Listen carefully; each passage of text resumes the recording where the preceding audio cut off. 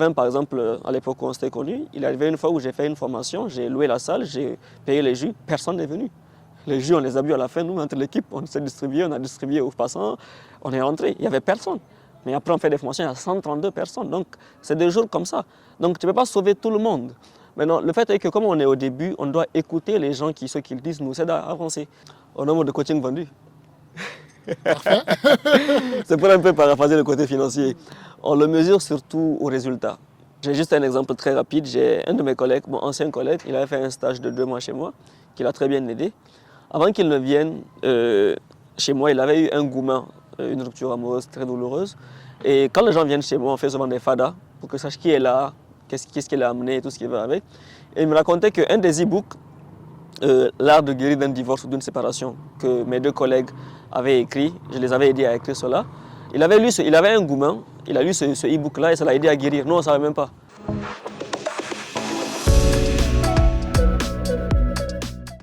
Bonsoir Ahmed Barry. Bonsoir Olivier Asobavi. Ça fait longtemps qu'on discute. Je pense que 3e, 4e interview, mais c'est toujours un plaisir de te rencontrer, de discuter. Peut-être certains vont te découvrir à travers cette interview. Est-ce que tu peux te présenter pour ceux et celles qui vont te découvrir à travers cette interview? D'accord, merci Olivier. C'est pas 3e, 4e, c'est peut-être 10e ou 20e depuis... Ça fait 5 ans maintenant, hein? Ça fait longtemps, C'est toujours un plaisir d'être avec toi. Moi, c'est Ahmed Barry, je suis directeur de AB Coaching International, qui est une entreprise de formation et de coaching. Et ça fait maintenant 5 ans que nous accompagnons les individus et les entreprises à relever un peu tout ce qui est défi lié à la performance, au bien-être, au mode de vie et tout ce qui va avec. Donc, je fais du coaching et je suis écrivain et conférencier. Combien de livres déjà? Bon, 2 livres en tant que livre et 6 e-books écrits et 6 co-écrits. L'idée de cette interview, c'est de parler un peu d'impact. Parce que c'est un peu ce qui nous drive. Et si on a réussi aujourd'hui à avoir toutes ces technologies, toutes ces inventions, tous ces hommes et femmes qui impactent le monde, c'est parce qu'ils avaient un focus, l'impact. Mais avant d'entamer le sujet principal, j'ai envie que tu nous dises un peu pourquoi tu écris. Ça sent très bien qu'on est à une ère qui ne lit pas beaucoup. Alors, je pense surtout, je vais déjà démystifier, les gens lisent. Mais les gens ne lisent pas ce qu'ils ne trouvent pas intéressant. C'est surtout ça. Parce que si tu vas sur les réseaux, quand on publie des anneaux, tu vois les histoires anonymes qui font des pages comme ça, ou des hypocrisies, genre monakiftale comme on dit chez nous, les gens lisent ça. Donc c'est pas qu'ils ne lisent pas, mais ceux qu'ils ne lisent pas, ceux qu'ils ne trouvent pas intéressant, comme tout être humain. Donc le défi n'est pas dans le fait de lire, parce que quand on se met dans le monde de l'impact, quand nous on dit lire, automatiquement on fait allusion à lire ce qui est important, ce qui aide à se développer, ce qui aide à devenir meilleur. Donc lire ça, oui. Donc les gens ils lisent, mais ils ne lisent pas ça. Tu vois un peu? Donc j'écris parce que je pense qu'il est toujours important de mettre à disposition des gens qui le veulent quelque chose qui peut les aider à l'instant T. Je fais des formations, je fais des conférences, mais je ne suis pas toujours là. Je ne suis pas toujours omniprésent avec les gens. Donc j'aime bien leur laisser quelque chose sur lequel ils peuvent revenir quand je ne suis pas là. Et j'écris pas pour tout le monde, parce que souvent même les gens me disent pourquoi tu écris alors que les gens ne lisent pas. Et on dit on ne lit pas. Je dis je n'écris pas pour 1 million de personnes. Si une personne lit, elle est contente, moi ça me va. J'écris pour que si je ne suis pas là, quelque chose que j'ai laissé puisse aider quelqu'un. On a écrit des livres, des articles, 150 articles écrits, des vidéos. C'est pas tout le monde qui les lit. Mais ceux qui sont intéressés par cela, ceux qui veulent avoir un truc sur lequel ils vont revenir après la formation, après le coaching, eux ils lisent. Et rien que ça, c'est déjà très bien pour moi. Justement, parlant de l'impact, est-ce que la lecture ou bien l'écriture, c'est quelque chose qui t'aide à créer de l'impact? Oui. J'ai juste un exemple très rapide. J'ai un de mes collègues, mon ancien collègue, il avait fait un stage de 2 mois chez moi, qui l'a très bien aidé. Avant qu'il ne vienne chez moi, il avait eu un gourmand, une rupture amoureuse très douloureuse. Et quand les gens viennent chez moi, on fait souvent des fadas pour que je sache qui est là, qu'est-ce qu'il a amené, tout ce qui va avec. Et il me racontait qu'un des e-books, L'art de guérir d'un divorce ou d'une séparation, que mes 2 collègues avaient écrit, je les avais aidés à écrire cela. Il avait un gourmand, il a lu ce e-book-là et ça l'a aidé à guérir. Nous, on ne savait même pas. C'est quand il est venu chez nous qu'on a su qu'il l'avait lu. Et un soir, il y avait une jeune dame qui m'a écrit et me dit « Ahmed, je vous contacte parce que sur votre site web, il y a la page livre, il y a tel livre que j'ai pu télécharger et lire, mais il y a un, je n'arrive pas à télécharger. Donc s'il vous plaît, je vous contacte par WhatsApp pour que vous me l'envoyez. » Donc elle avait lu 4 e-books. Maintenant, le 5e, elle n'arrive pas à télécharger cela. Donc elle me contacte et dit, je lui envoie le 5e parce que les 4 premiers l'ont beaucoup aidé. Donc il y a des gens qui lisent, on ne sait même pas. Donc nous, c'est ça qu'on veut en fait. On veut écrire pour que quelqu'un, s'il a besoin d'aide, s'il a besoin de réponses, il sait où les trouver, ou il a quelque chose là où il peut le trouver. Donc je ne suis pas là, l'équipe n'est pas là, mais quelque chose peut l'aider par rapport à ça. Super, tu n'es pas là, l'équipe n'est pas là, quelque chose peut l'aider, ce quelque chose c'est justement un livre. Un livre, un contenu. Quand on vend des moutons, quand on vend une poule, ou bien quand on vend des plantes, on mesure les entrées et les sorties pour pouvoir savoir si on a réussi à créer de l'impact. Et souvent, l'impact, il est financier. L'impact, il est financier. Quand on est dans le monde du coaching, du développement personnel, comment on mesure cet impact? Au nombre de coaching vendu. C'est pour un peu paraphraser le côté financier. On le mesure surtout au résultat. Le coaching, c'est le seul résultat où on ne ment pas. Tu ne mens pas. Dans le sens où je peux te vendre un téléphone cassé. Tu vas le payer, après tu pars, tu te rends compte qu'il ne marche pas. Ou je peux te vendre un ordi qui ne fonctionne pas bien. Mais le coaching, c'est celui qui a payé le service, c'est lui qui sait si le service est bon ou pas. Donc c'est au résultat. C'est les gens qui suivent le coaching, qu'est-ce qu'ils disent? Les gens qui viennent aux formations, qu'est-ce qu'ils disent? Les gens qui lisent les livres, qu'est-ce qu'ils disent? Comme par exemple l'exemple le plus rapide qui me vient à l'esprit, c'est une dame qui a un enfant de 12 ans. En 12 ans, elle n'arrive pas à se rapprocher de l'enfant. Tout le temps, le crier dessus, le frapper, même lui dire je t'aime ou lui faire un câlin, elle n'arrive pas, c'est une mère. Elle fait un MYP, 3 jours, et tout a changé. Comme si les 12 ans d'expérience bizarre ont disparu. Donc, quelqu'un qui ne vit pas ça, il ne peut pas comprendre. Tu vois, les gens, donc, on met ça à l'impact, c'est le résultat. Qu'est-ce que les gens qui ont fait la chose disent? Pas qu'est-ce que ceux qui ne l'ont pas fait disent. Parce que c'est simple de s'asseoir dehors, de dire que non, ça ne marche pas. De dire que non, c'est du blabla, ou c'est du ceci ou de cela. Donc, c'est le résultat. Et même le titre coach, je l'ai accepté en 2022, avant que j'ai commencé en 2019. On en reviendra. Tu t'es jamais justement dit que je suis dans un écosystème où les gens croient en Dieu. Je suis dans un écosystème où les gens ont été conditionnés pendant des années. Je suis dans un écosystème où il y a des défis, il y a des solutions, mais très peu de personnes font la démarche pour aller vers les solutions. Le fait que moi, je me dis aujourd'hui, je suis le réparateur des âmes, je suis le transformateur des vies, je suis la personne qui vous fait marcher sur le feu pour que vous puissiez dépasser vos peurs. Tu parles anglais maintenant? Je parle souvent anglais. Si tu as l'argent pour moi, je vais parler un nouvel temps. Est-ce que tu ne te dis pas que j'ai une communauté qui est difficile à cerner? Je ne peux pas lancer ce type de produit pour peu de ne pas être compris. Est-ce que c'est des leçons que tu t'es fait ou bien est-ce que c'est des leçons que tu fais? Jamais. Tu as parlé de Dieu et c'est très bien de mentionner ça. Je suis croyant musulman. Dans le Coran, il y a un verset où Dieu dit « N'obéissez pas aux outranciers, fauteurs de désordre qui n'améliorent rien ». C'est un verset du Coran. Et il dit « N'obéissez pas aux outranciers qui foutent le désordre et qui n'améliorent rien ». Ça veut dire quoi? Quand quelqu'un n'améliore rien, ne l'obéit pas. Donc ça veut dire que ce verset invite les gens à améliorer les choses. Pousse à la rébellion? Non, pas à la rébellion, mais améliorer. Pas affronter, pas casser, mais améliorer. Donc si je suis un chef d'équipe, je dois améliorer mon équipe. Si je suis un chef d'État, je dois améliorer mon pays. Le verset dit de ne pas obéir aux gens qui n'améliorent pas. Donc rien que le Coran invite les gens à s'améliorer, à devenir meilleurs. À ce que si tu es en position de leadership, tu améliores. Et donc peu importe où tu es, l'amélioration de soi, c'est recommandé dans le Coran. Donc dans ce cas de figure, si Dieu dit que de faire ça, c'est pas quelqu'un qui a été conditionné qui me dira que je me trompe de faire ça. Maintenant, l'autre chose, c'est que tu ne peux pas sauver tout le monde d'un coup.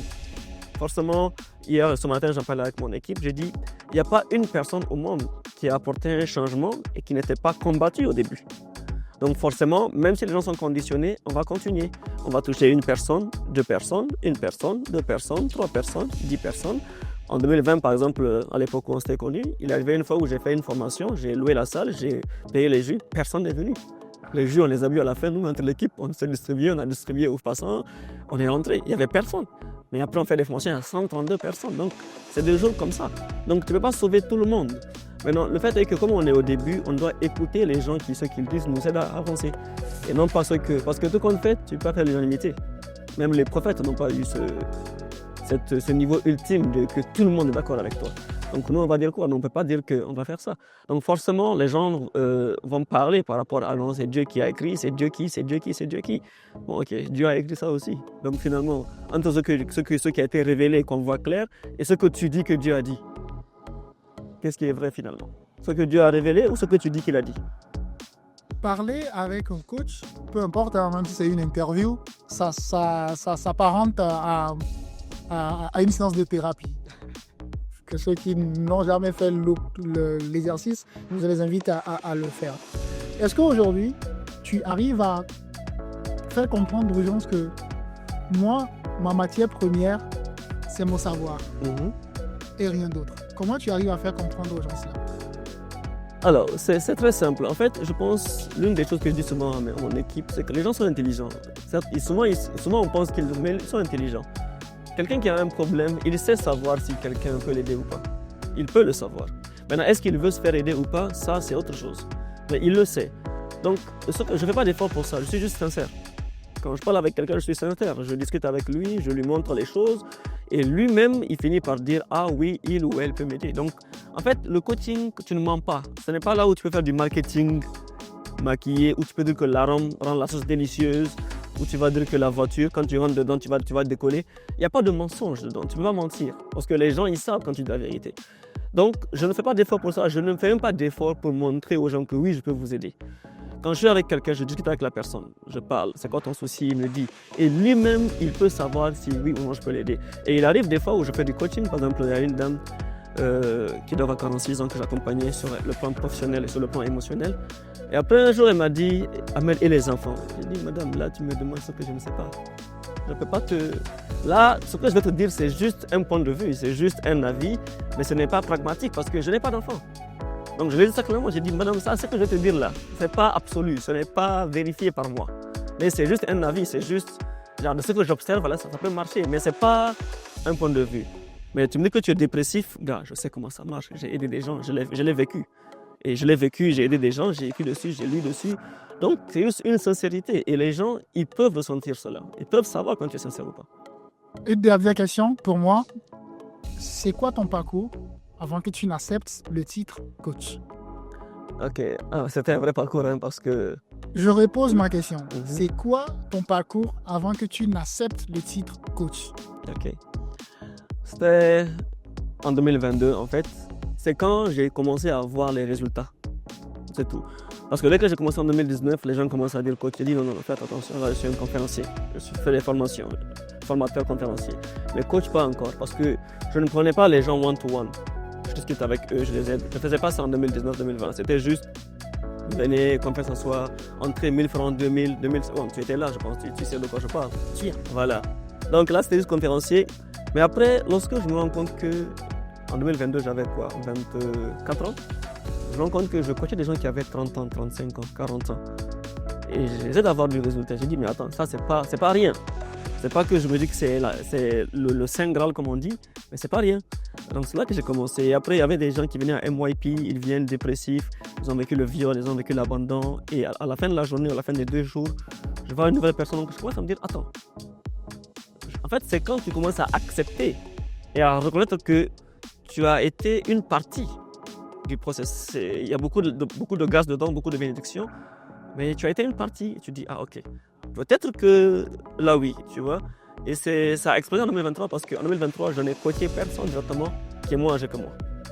Il n'y a pas eu de gens que j'ai coaché directement en one-to-one qui étaient moins. Je n'avais pas eu que des gens qui ont au moins 5 ans de plus que moi, voire 10 ans. En fait, en 2024, j'en ai eu, mais si on prend 23-24, sur 10 personnes que j'ai coachées, 9 étaient beaucoup plus âgés que moi. Certains peuvent être son tante. Et là, je me dis, mais attends, peut-être que c'est vrai. Donc, jusqu'à présent, en fait, il y a des degrés où je n'accepte pas le titre, tu vois. Quand je suis avec mon coach, par exemple, je ne te dis pas coach Ahmed, je dis non, comme toi. Devant lui, je ne peux pas dire que je suis coach parce que, tu vois, ça dépend du contexte. Mais de façon globale, je l'ai accepté après 2022, quand j'ai commencé à voir qu'il y a des résultats. Pas juste parce que le titre me plaît, mais quand j'ai commencé à voir que, ça marche. Comme ça marche, d'accord. Bah merci, ça sera tout pour moi. Je t'en prie. J'aimerais revenir sur le GOAT, le truc d'impact. Bonsoir d'abord. Est-ce qu'on l'entend bien? Parce que lui, il parle doucement. Oui, d'abord. Bon, on n'a pas besoin de lui parler, frère. Ok, j'ai vu, je sais, et je t'ai déjà vu aider des gens à se reconstruire. C'est quoi le pire cas que tu as vu, que toi-même, tu t'es dépassé? Je sais que pour mieux aider les gens, il ne faut pas mettre les émotions. Maintenant, c'est quoi le pire cas ce que tu as. C'est une question qu'on m'a jamais posée. Hein. Il est bon, je te dis, il est bon. Il est bon. Bon, en tout cas, déjà, les cas qui sont le plus répétés, c'est les cas de viol. Et je pense le cas que qui m'a le plus choqué, c'est le cas d'une fille violée par son oncle à 3 ans. Ça, toute la salle était glacée parce que, comme disaient un des amis, mais tu fais quoi avec un enfant de 3 ans? Tu vois? Je pense que c'était ça. Il y avait aussi le cas qui m'a choqué où une fille a été violée par son gars avec la complicité de sa meilleure amie à elle.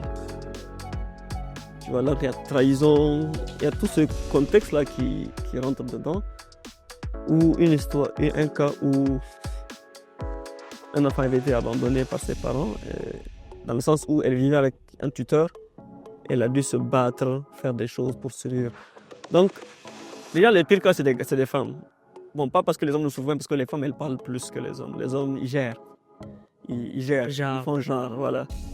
Mais c'est plus des cas de viol. Maintenant, c'était le contexte de comment c'est arrivé qui était le plus choquant, je vais dire. Ok, dans ces cas-là, par exemple, si tu prends, par exemple, 10 cas comme ça, c'est quoi la chose la plus difficile pour ces personnes-là? En fait, tous les humains partagent au plus un à deux problèmes. Mais comment le problème se manifeste, ça peut être différent. Tu vois, tu veux prendre 5 personnes qui ont un traumatisme, un manque affectif. Chez l'un, ça va se manifester par la colère, toujours furieux, toujours furax. Chez l'un, l'autre, c'est la solitude, l'isolement. Chez l'autre, il court les femmes. Chez un, c'est l'avarice. Donc, eux tous, quand tu les vois de loin, tu vois, ils sont différents. Mais quand tu remontes, quand tu plonges à l'intérieur, tu vas voir que les 5 expressions du problème sont en fait un seul problème. Le plus dur pour une personne, c'est de se sentir digne de quelque chose. Donc, par exemple, lorsque quelqu'un a vécu le divorce, j'en parlais juste récemment avec une dame qui était concernée par ça, c'est de se sentir à nouveau digne d'amour ou d'être aimé sincèrement. Quand quelqu'un a été privé d'affection maternelle ou paternelle, le plus dur, c'est de sentir à nouveau qu'on est digne d'être aimé pour qui on est. Et beaucoup de gens, ils ont grandi en pensant qu'ils sont aimés pour ce qu'ils font, ce qu'ils ont. Voilà pourquoi les gens sont des tarisés, comme on dit, où ils veulent la fame, où ils veulent l'argent, tout ce qui va avec. Donc eux tous, le point commun, c'est qu'ils se sentent indignes. Soit indignes de réussir, soit indignes d'aimer, d'être aimés, indignes d'avoir une chose. Par exemple, tu vas voir que les gens, ils sont gênés quand tu les aides. Parce qu'ils sentent qu'ils doivent te rembourser, qu'il faut qu'ils aient fait une chose pour qu'ils méritent qu'on les aide. Tu vois, donc ils sentent indignes d'être aidés, indignes d'aimer ou d'être aimés, indignes de réussir, indignes d'avoir l'argent. Au point quand tu leur en parles, ils disent non, c'est pas possible, c'est pas normal, ça n'arrivera jamais. Et c'est très dur parce que quand quelqu'un est convaincu d'une chose, que quand tu le convaincs, que tu le déconvaincs, je vais dire, ça existe, j'espère. Voilà. Quand tu veux le déconvaincre, c'est autre chose. Mais à la fin, on y arrive généralement.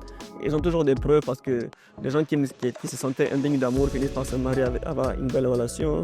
Les gens qui se sentaient indignes d'avoir un bon contact avec leurs enfants, j'en ai parlé au début, finissent par avoir ça.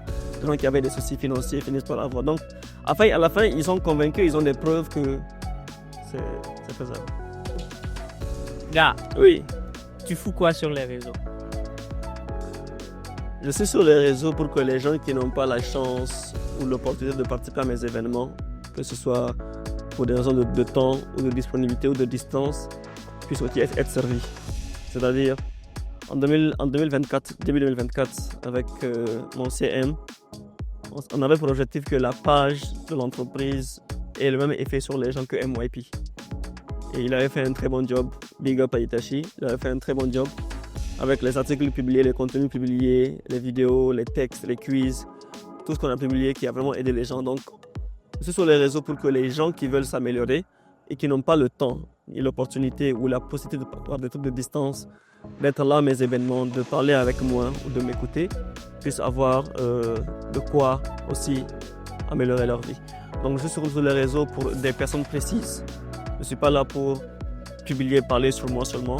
Souvent, j'en parle parce que c'est important que les gens sachent avec qui ils discutent. Je partage mes erreurs, mes fautes, mes moments de souffrance pour qu'ils comprennent que celui avec qui ils parlent, celui qu'ils écoutent, c'est un humain. Il n'est pas un super humain, un superman. Lui aussi, il souffre, lui aussi, il a des défis. Mais voilà comment il fait. Donc, je suis sur les réseaux parce qu'il y a des gens que je pense ils ont besoin d'entendre ce que j'ai à dire. Des gens qui ont besoin de comprendre quelque chose, des gens qui ont besoin d'informations, qui ont besoin d'une idée pour améliorer les choses, mais qui ne peuvent pas venir me voir ou qui ne me connaissent pas pour le moment ou qui sont dans d'autres régions, d'autres pays et que à travers ce que je publie, qu'ils puissent voir un truc qui va les aider et écouter cela. Maintenant, pour les formations, c'est plus concret, tu vois l'impact directement. Maintenant, pour les réseaux, comment tu sais que le message passe? Comment tu sais? Alors, je le sais par deux moyens.